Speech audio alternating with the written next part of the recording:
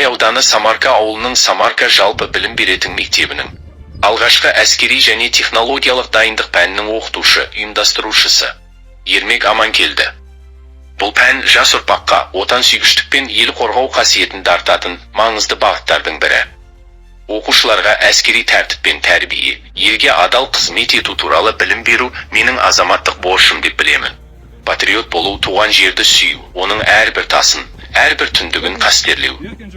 Оқушыларға тек қару ұстауды емес, ел үшін жан аямай қызмет етудің рухани негіздерін де үйрету басты мақсатым. Себебі елдің қауіпсіздігі әрбір азаматтың саналы ұстанымы мен іс-әрекетіне байланысты. Қазақстан Республикасының президенті Қасым-Жомарт Тоқаев айтқандай, нағыз патриот елдің бүгінін ойлап, ертеңіне қызмет ететін азамат. Бұл сөз менің өмірлік ұстанымыммен үндеседі. Жастарымыздың бойында осы ұстанымды қалыптастыру, әр ұстаздың, әсіресе әскери дайындық мұғалімінің басты міндеті менің шәкірттерім ертеңгі ел қорғаны. Олардың жүрегіне отансүйгіштік ұрығын егіп, болашақ батыр, парасатты тұлға етіп тәрбиелеу менің басты парызым. Менің шәкірттерім ертеңгі ел қорғаны.